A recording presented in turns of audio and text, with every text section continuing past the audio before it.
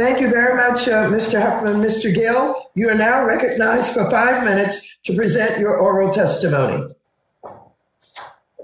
Thank you, Chairwoman Waters, Ranking Member McHenry, members of the committee. I'm happy to discuss with the committee my purchases of GameStop shares and my discussions of their fair value on social media. It is true that my investment in that company multiplied in value many times. For that, I feel enormously fortunate. I also believe the current price of the shares demonstrates that I've been right about the company. A few things I am not. I am not a cat. I am not an institutional investor, nor am I a hedge fund. I do not have clients, and I do not provide personalized investment advice for fees or commissions. I'm just an individual whose investment in GameStop and posts on social media were based upon my own research and analysis. I grew up in Brockton, Massachusetts. My family was not wealthy. My father was a truck driver and my mom a registered nurse. I was one of 3 kids and the first in my family to earn a 4-year college degree when I graduated from Stonehill College in 2009. That was not a good time to be looking for a job. From 2010 to 2017, I worked at a few startup companies, but there were significant periods when I was unemployed. I took an interest in the stock market, and even though I had very little money, I used those times to educate myself and learn more about investing. In 2019, after nearly 2 years unemployed, I accepted a marketing and financial education job at MassMutual. My wife Caroline and I were thrilled that I had an income and benefits. My job was to help develop financial education classes that advisors could present to prospective clients. I was not a stockbroker or a financial advisor. I did not talk to clients, and I did not recommend stocks for them to buy. Before and after I joined MassMutual, I studied and followed stocks. One of those was GameStop.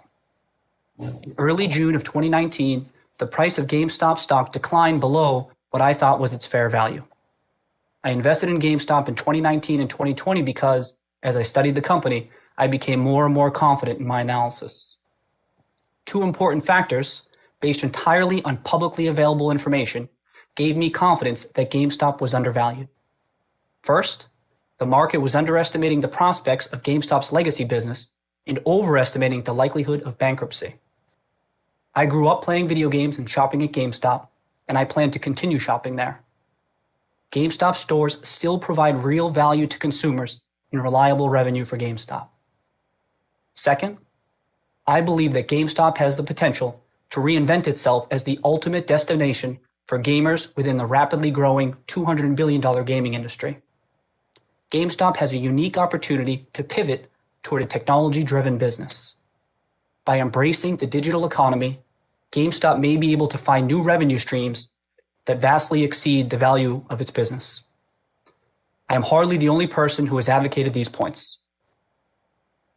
When I wrote and spoke about GameStop on social media with other individual investors, our conversations were no different from people in a bar or on a golf course or at home talking or arguing about a stock.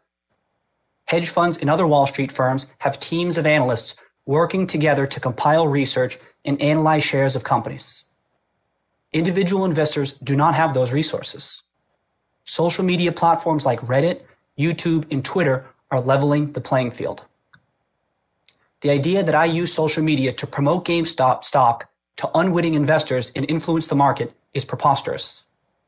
My post did not cause the movement of billions of dollars into GameStop shares. It is tragic that some people lost money, and my heart goes out to them. But what happened in January just demonstrates again that investing in public securities is extremely risky. As I said earlier, I consider myself and my family fortunate with our investment. When the stock price broke $20 in December, I knew my investment was a success. I was so happy to visit my family in Brockton for the holidays. The money will go such a long way for us. We had an incredibly difficult 2020. Most difficult was the tragic and unexpected loss of my sister Sarah in June. I am grateful to be in a position to give back to and support my family. As for what happened in January, others will have to explain it.